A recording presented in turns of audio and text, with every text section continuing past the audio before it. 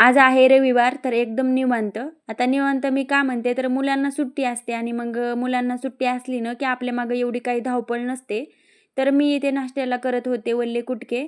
तर ह्या चपात्याचे मी वल्ले कुटके करणार आहे. तर कढईमध्ये टाकलं तेल, तेल तापलं ना, की जिरे, मोहऱ्या, लसूण, कांदा, कढीपत्ता आणि थोडेसे शेंगदाणे टाकले आणि हिरवी मिरची टाकली, थोडंसं हळदी पावडर, चवीपुरतं मीठ हे सर्व टाकून ना छान मिक्स करून घेतलं.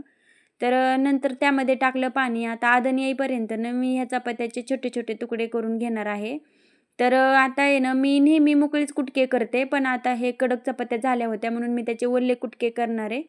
तर मग मी ते सर्व चपात्याचे छोटे-छोटे तुकडे केले आणि मग इथे उकळी पण आली होती, तर मग त्यामध्ये टाकली भिजू घातलेली मुगाची डाळ आणि सर्व छोटे-छोटे केलेले तुकडे टाकून छान मिक्स करून घेतलं. 5 मिनिटं झाकून ठेवलं, तरी ते मस्त कुटके झाले होते. मग नाश्ता ते केला. आता आई आल्या आहेत गावाकडून, तर त्यांना खूप सारं इथे टोमॅटो, हिरवी मिरची आणि हे जे आहे ना, तर हे कृष्णफळ आहे. ह्याचं खूप छान सरबत होतं. तर मी पुढच्या व्हिडिओमध्ये ना तुम्हाला ह्याचं सरबत करून दाखवते आणि अद्विक इथे विकत होता. म्हणतो मी भाजीवाला आहे, तर तोच इथे विकत होता. तर तुम्हाला माझा व्हिडिओ कसा वाटला मला नक्कीच कमेंट करा, लाईक करा, सबस्क्राईब करा. भेटूया नवीन व्हिडिओमध्ये. बाय.